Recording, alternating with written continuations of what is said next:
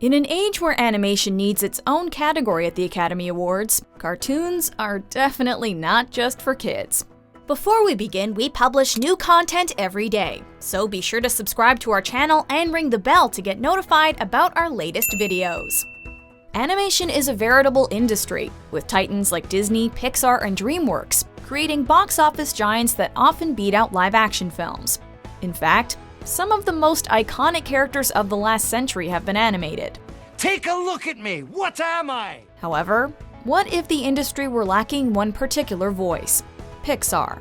We're looking at what our lives would look like if Pixar had never gotten started, and some obvious and not so obvious consequences that may have resulted from that absence. Most obviously, we wouldn't have beloved figures like Woody and Buzz, Nemo, the Parr family, and Wall-E. Films that are considered among the greatest feats of storytelling in the 20th and 21st century, such as 1995's Toy Story and 2003's Finding Nemo, wouldn't have been created. Dad, you can let go now. Sorry. Bummer, right? We're not even started yet. If Pixar didn't exist, the transition from hand-drawn 2D animation to computer-generated 3D animation may not have happened as fast, if at all. Before their feature-length films, Pixar worked on shorts. As their die-hard fans well know, to this day their mascot is the lamp from their 1986 short Luxo Jr.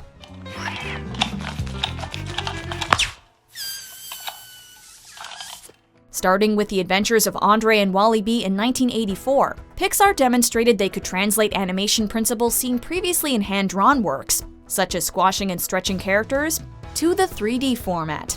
However, given that the technology wasn't advanced yet, and was also quite expensive, making a whole movie in 3D was quite ambitious, if not impossible at that point. Aside from being hard at work producing content, Pixar was also proving their genius working on software. The company collaborated with Disney on CAPS, or Computer Animation Production System, in the late 1980s, a technology that was put to great use at the end of The Little Mermaid, for example, as a rainbow streaks across the sky.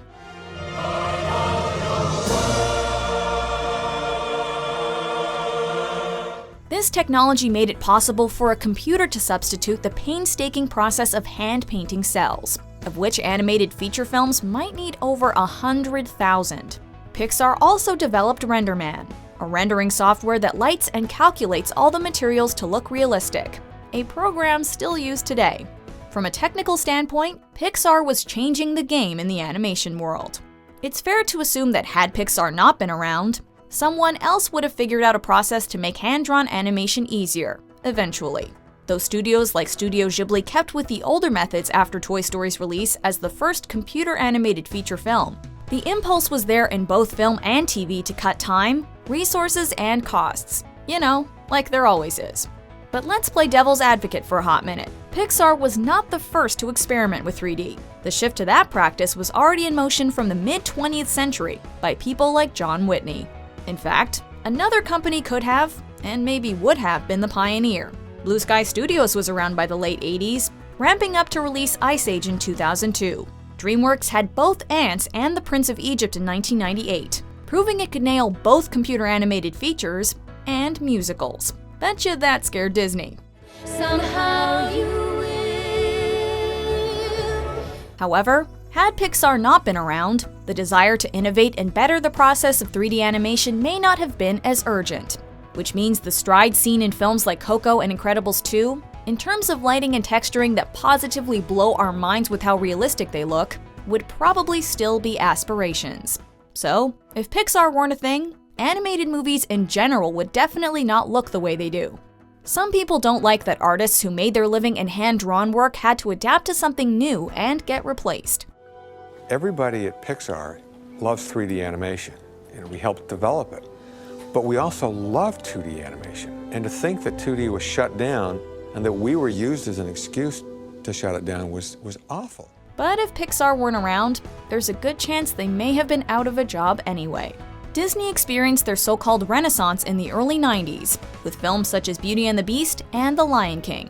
Everything you see exists together in a delicate balance. It was also during that time that Disney signed a whopping $26 million deal with Pixar for 3 feature films. with Toy Story as the first. I'm not worried. You shouldn't be worried. Pixar went public shortly after Toy Story's release in November of 1995 and saw rapid success, immediately shifting people's perceptions about what animation meant, particularly in the 3D form. Making a deal with Pixar ultimately proved to be a smart move on Disney's part, as they hit a period of decline in the 2000s. From 2002, when Best Animated Feature was first awarded at the Oscars, until 2009, every single Pixar film was nominated, with all but Monsters, Inc. and Cars taking home the statue. I can't believe it. Oh, Mike. I was on TV! Did you see me? I'm a natural! 5 of Disney's films were nominated as well, with no wins. With movies like Lilo and Stitch, Brother Bear, and Home on the Range, it seemed like Disney was trying many different concepts, but some fell flat with audiences. The vultures are starting to circle. The Mouse House was losing its voice trying to compete with animation companies like Aardman and DreamWorks, who went for a different type of humor. Oh, no. Dead broad off the table. Where are we supposed to put it? The bed's taken. Huh? On the other hand, Pixar's films succeeded by keeping storytelling as their top priority, more often than not presenting their characters as flawed and having them overcome a problem rather than a big bad villain. Of course, it didn't hurt that their characters practically bounced off the screen and into the hearts and minds of all who watched. Sounds like a pretty good formula to copy instead, right? In 2006, after Pixar had already been around for 20 years, Disney's new CEO Bob Iger worked to purchase Pixar. According to John Lasseter, Iger realized the need for the acquisition at the opening day parade for Hong Kong Disneyland, as every new character that passed him belonged to Pixar. After their difficulties getting off the ground as a company, with funding from one Steve Jobs, yeah, this was before he was the Steve Jobs, and I, in the end, ended up buying into that dream both spiritually and financially. struggling to turn a profit off of an expensive and risky enterprise, and coming into negotiation difficulties on multiple occasions with Disney, it seemed like someone could finally see how much of an asset Pixar was. If Pixar didn't exist, the landscape of animation would be completely different.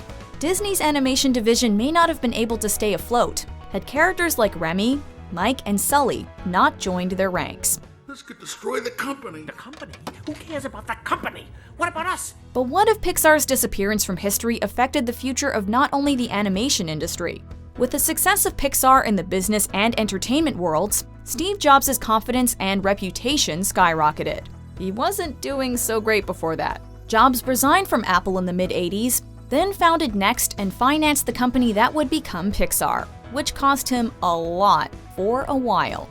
Jobs was instrumental in getting Pixar off the ground, along with Lawrence Levy, who he brought on as CFO. And then, well, Toy Story happened, and suddenly the sky was the limit. Hey, Buzz! You're flying! This isn't flying, this is falling with style. After Pixar succeeded, Jobs returned to Apple, which purchased Next in 1997, 2 years after Toy Story and a year before A Bug's Life. Apple, like Pixar, went from a financial burden to an up-and-comer in a short time, due in no small part to the release of the iMac in August 1998. With Jobs as CEO, Apple changed the game in terms of exciting the general public about tech releases, and took significant risks by investing time and money in electronics other than computers, especially the iPhone. We are calling it iPhone. Today, Apple is going to reinvent the phone. It may well have been Pixar that prompted Jobs to think different. But if Pixar had never existed, what might Steve Jobs have done during that decade-long departure from Apple? He may have retained more of his money by not funding Pixar's ventures before it went public on the stock market. He may also not have come to understand the particulars of the entertainment industry, better grasping marketing strategies. What's more, he would probably not have gotten the ego boost he needed from seeing one of his undertakings succeed in the way that Pixar did. Would Apple have felt the need to bring Jobs back eventually? And had they done so regardless of Pixar's creation, would he have pushed for greater innovation, thus making Apple the industry behemoth it is today? Oh yeah, we're just gonna say it. That phone in your pocket might not be an iPhone in this alternate future if it weren't for Pixar. So what would a Pixar-less world be like? Well, Disney might not make animated movies anymore, cartoons wouldn't look as lifelike as they do, and we probably wouldn't have a phone that's also a computer, that's also a help desk, that's also a music player, that's also a… well, you get the idea. A world without Pixar is a world where we haven't pushed the boundaries in industry upon industry, but with it is a world where we go to infinity and beyond. To infinity and beyond!